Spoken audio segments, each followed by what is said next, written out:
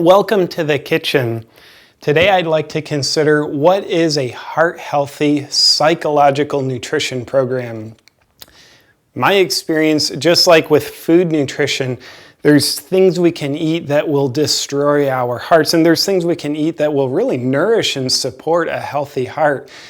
To me, even more significant than that is what do we feed ourselves psychologically that affects our true heart? What are the heart toxins not to eat from a psychological perspective? Well, number one, how about resentment? I consider resentment to be much like trans fats. We eat trans fats, they go into our cardiovascular system and just destroy it from the inside out. It's like eating a hand grenade. So you and I can consider, who do I still carry resentment towards? Is it myself, my family, friends, an old lover? Where is the resentment that's clogging my arteries, that's acting like trans fats, just killing my heart? And would you have the courage to do something with those resentments? Another psychological heart toxin for me is wearing a facade. To me, wearing a facade is like artificial flavors, like aspartame and diet soda, all the sweeteners we put in coffee and tea. To me, wearing a facade, it's temporary sweetness, yet it's absolutely artificial. It's not who we are. Artificial sweeteners, actually, they used to be considered biochemical warfare weapons. So I would dare say we're committing biochemical warfare on ourselves when we lose ourselves under a facade. It might give us a temporary sense of sweetness. We're being someone better than who we think we are. Yet my question to you is, how can you eliminate your facades out of your psychological heart nutrition? Maybe the biggest psychological heart toxin that you and I eat would be trying to meet other people's expectations.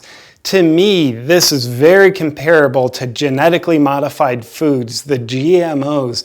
I mean, how much do we genetically modify ourselves when we're trying to meet other people's expectations?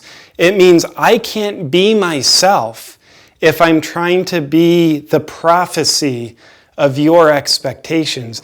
Genetically modified foods, one of the scariest things we can put in our mouths.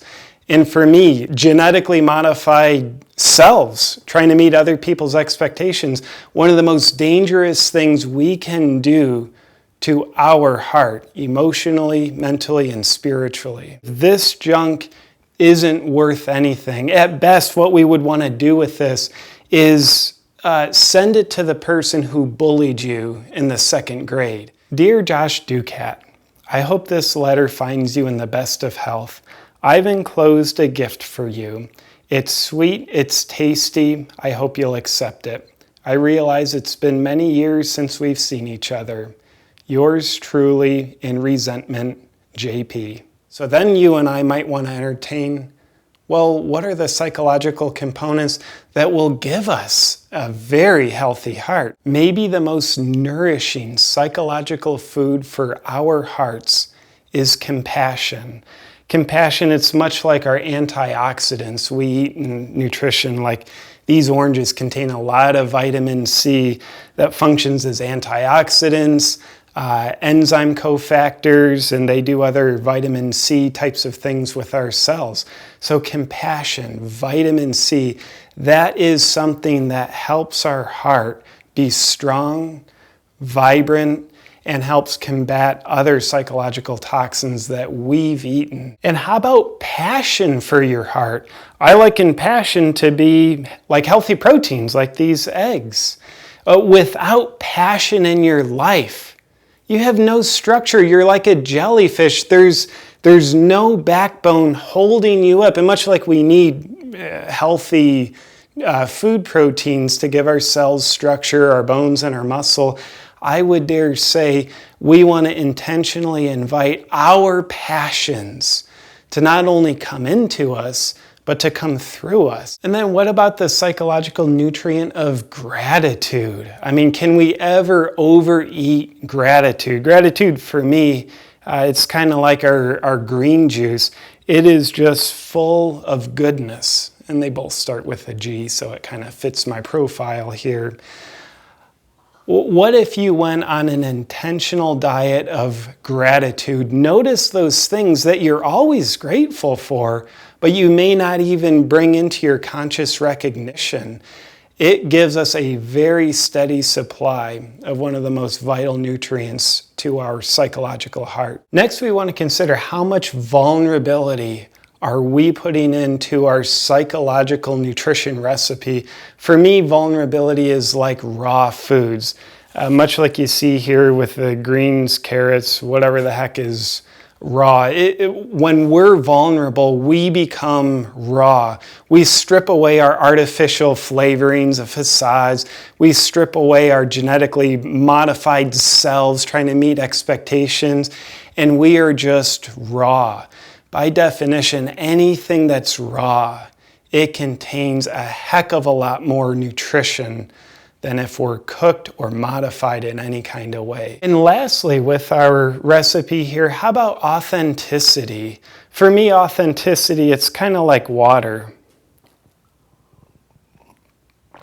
Nope, that's the vodka. But anyway, just imagine water. For me, authenticity, that's the river of life. It carries who we really are and expresses us. There's a reason why we can only live a few days without water. It is absolutely vital to the cells of our body, the cells of our hearts.